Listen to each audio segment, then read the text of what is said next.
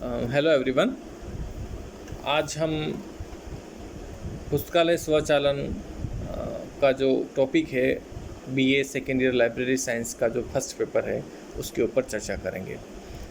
पुस्तकालय स्वचालन के पिछले वीडियो में हमने उसकी अर्थ पर अवधारणा के बारे में बात की थी। अब हम उसकी आवश्यकता एवं उसके उद्देश्य के बारे में बात करते हैं।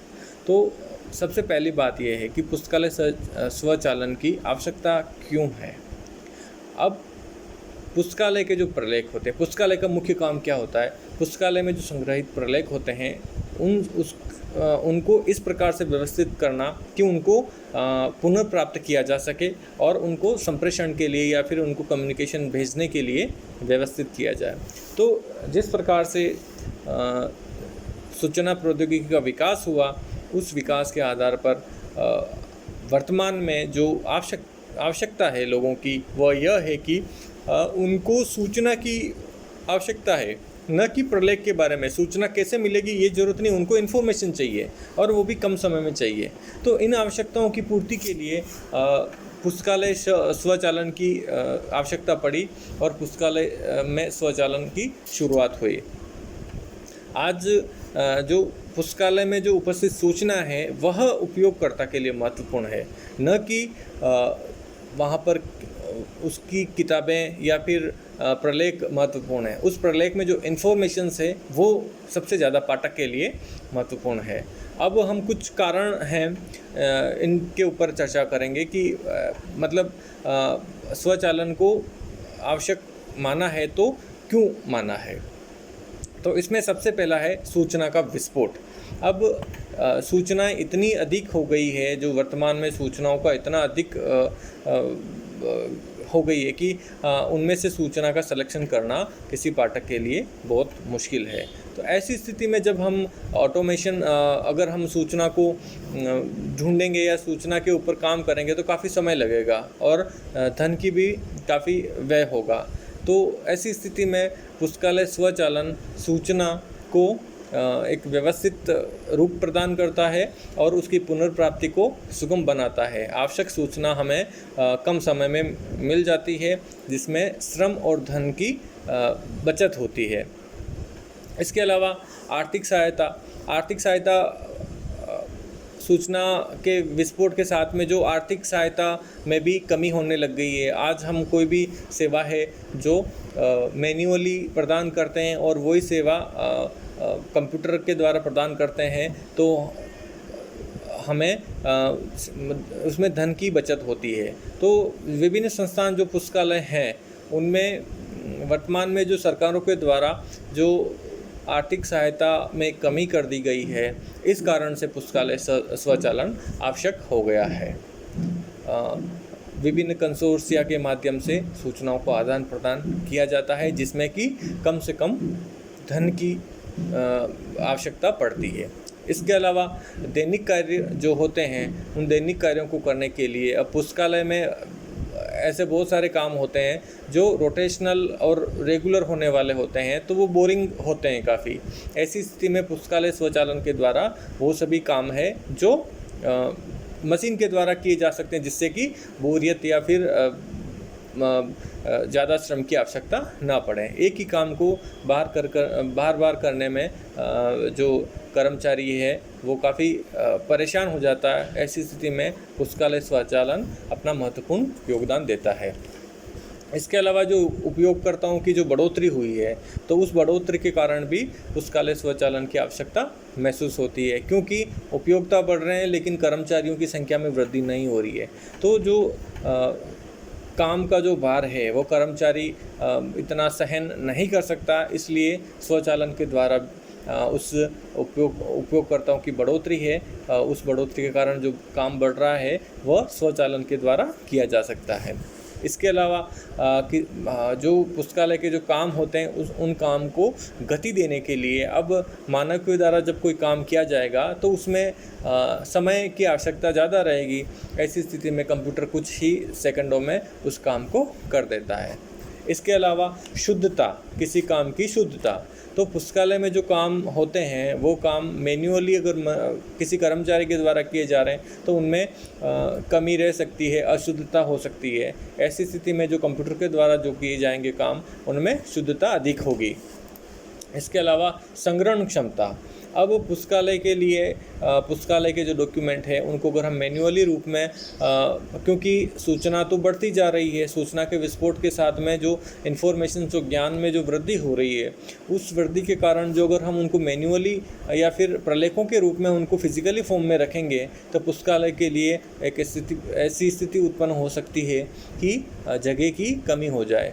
ऐसी स्थिति में डिजिटल रूप में डॉक्यूमेंट को रखने के लिए हम कंप्यूटर का उपयोग करते हैं और कंप्यूटर के उपयोग के द्वारा हम बहुत सारे जो प्रलेख होते हैं उनको एक कंप्यूटर में समाहित कर सकते थे। ऐसी स्थिति में कंप्यूटर स्वचालन महत्वपूर्ण हो जाता है।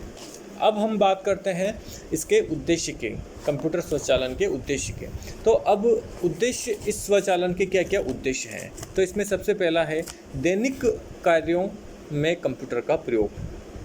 दैनिक कार्य में कंप्यूटर का प्रयोग, दैनिक कार्यों में कंप्यूटर का उपयोग के द्वारा जो दैनिक काम होते हैं पुस्तकालय के, जो रूटीन वर्क्स होते हैं, उनको सरलीकृत किया जा सकता है, परिशुद्ध किया जा सकता है और श्रम से बचा जा सकता है। इसी कारण से जो स्वचालन है उसका उपयोग किया जाता है, कंप्यूटर का उपयोग किया जाता है। इसके अलावा सूचना संग्रहण एवं पुनर्प्राप्ति में समय की बचत करना एवं कार्य निष्पादन में गुणवत्ता लाना। अब जो सूचना का संग्रहण करता है पुस्तकालय, उनको पुनर्प्राप्ति करने के योग्य बनाता है, तो इन सभी काम में समय की बचत कराना और निष्पादन में गुणवत्ता लाना, जो काम हो रहा है उसमें उस काम की क्वालिटी बनाना, उस काम को क्वालिटीपूर्ण तरीके से करना, तो ये भी एक पुस्तकालय स्वचालन का उद्देश्य है। इसके अलावा विषय विश्लेषण में सुसंगति लाना। हम जो कोई भी विश्लेषण करते हैं पुस्तकालय में, जो विभिन्न डॉक्यूमेंट को हम पुनर्प्राप्ति के लिए तैयार करते हैं, उनको व्यवस्थित करते हैं, उनको क्लासिफाई करते हैं, ऐसी स्थिति में पुस्तकालय के जो स्वचालन प्रक्रिया है, क्योंकि जो क्लासिफिकेशन और जो कैटलॉगिंग होती है वो भी, या फिर जो इन्फॉर्मेटिक सर्विस होती है या अनुक्रमणीकरण होता है, इंडेक्सिंग सर्विस होती है, ये सभी कंप्यूटराइज होती है।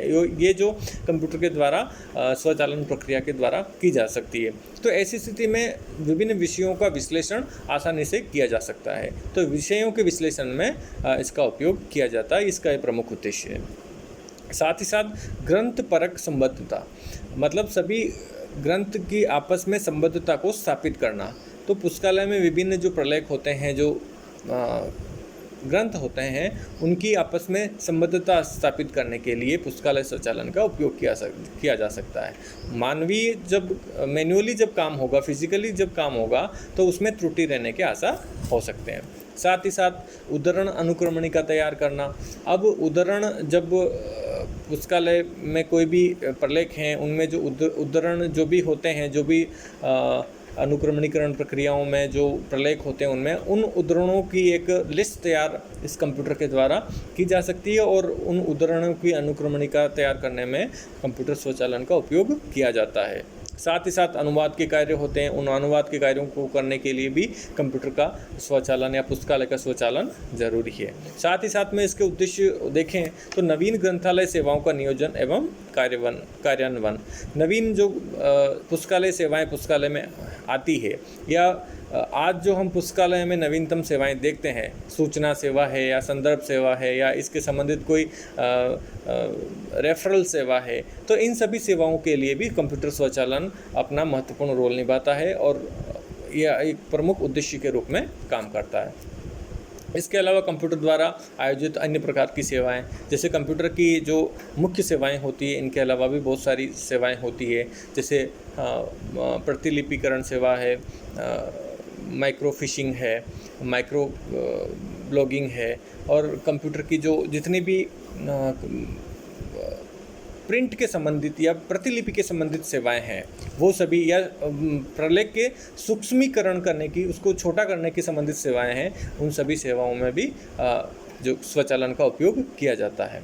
इसके अलावा अंतर्राष्ट्रीय सूचना प्रणाली की जो सिस्टम है, इंटरनेशनल इंफॉर्मेशन सिस्टम, मतलब एक संस्थान विश्व के सभी संस्थान से जुड़े, उस जोड़ने के क्रम में कंप्यूटर स्वचालन की आवश्यकता होती है, क्योंकि बिना कंप्यूटराइज किए पुस्तकालय के काम या पुस्तकालय के डॉक्यूमेंट बिना डिजिटाइज किए हम किसी अंतर्राष्ट्रीय स्तर की प्रणाली से नहीं जुड़ सकते हैं, क्योंकि जो कंटेंट का आदान प्रदान तभी हो पाएगा जब हम डॉक्यूमेंट को डिजिटाइज कर पाएंगे, उनका प्रलेखीकरण को हम कंप्यूटराइज कर पाएंगे, या फिर वहाँ की जो सेवाएं हैं उन सेवाओं को कंप्यूटराइज कर पाएंगे। साथ ही साथ इलेक्ट्रॉनिक जो प्रसारण होते हैं, जो इलेक्ट्रॉनिक पत्रिकाएं होती है, ई पत्रिकाएं होती है, उन पत्रिकाओं के प्रसारण में भी कंप्यूटर स्वचालन का प्रमुख रोल होता है, तो ये भी एक उसका उद्देश्य होता है। साथ ही साथ जो मानव संसाधन का सर्वोत्तम ढंग से उपयोग करना। अब मानव जो हैं, जो वर्कर हैं, जो कर्मचारी हैं, उनका सही रूप से उपयोग करने में भी इस कंप्यूटर स्वचालन का उपयोग किया जा सकता है, क्योंकि कंप्यूटर स्वचालन ऐसी प्रक्रिया है जो कि की जाने वाली प्रक्रिया है, समयबद्ध तरीके से की जाने वाली प्रक्रिया है। तो ऐसी स्थिति में जो कार्मिक होते हैं उनको प्रशिक्षित करके ये प्रक्रियाएं, जो स्वचालन के संबंधित जो भी पुस्तकालय के कार्य होते हैं, उनको किया जाता है। साथ ही साथ कंप्यूटरीकृत अनुक्रमणीकरण। तो जो अनुक्रमणीकरण सेवाएं होती है, विभिन्न प्रलेख जो डॉक्यूमेंट होते हैं, जो रिसर्च पेपर होते हैं, जो आर्टिकल्स होते हैं, उनकी जो अनुक्रमणीकरण सेवाएं होती है, उनको अनुक्रमणीकृत करके उनको प्रकाशित किया जाता है। तो ये भी कंप्यूटर स्वचालन का प्रमुख उद्देश्य होता है। कंप्यूटर के द्वारा विभिन्न पत्रिकाएं जो होती है, जो सबसे पहले कंप्यूटर जो पुस्तकालय के क्षेत्र में आया था, तो उसका सबसे पहले अनुक्रमणीकरण के क्षेत्र में ही कंप्यूटर स्वचालन का या पुस्तकालय स्वचालन का उपयोग किया गया था। तो कंप्यूटरीकृत अनुक्रमणीकरण में भी पुस्तकालय स्वचालन का उपयोग महत्वपूर्ण होता है। साथ ही साथ पुस्तकालय का जो वित्त नियंत्रित करते हैं, पुस्तकालय में जो वित्त आता है, उसका जो बजट होता है, जो खर्चा होता है, जो आय होती है, उसके बारे में भी हम कंप्यूटर के द्वारा पूरा उसका उपयोग करते हैं, तो उसका जो लेखा जोखा रखने में काफ़ी आसानी रहती है। साथ ही साथ ग्रंथालय सहभागिता एवं नेटवर्किंग की अनुकूलता बनाना। तो इसका ये भी एक उद्देश्य होता है कि जो विभिन्न ग्रंथालय होते हैं उनके साथ में सहभागिता बनाए रखना और नेटवर्क के माध्यम से डॉक्यूमेंट का आदान प्रदान करना और सेवाओं का आदान प्रदान करना। तो ये भी एक पुस्तकालय स्वचालन का महत्वपूर्ण उद्देश्य होता है।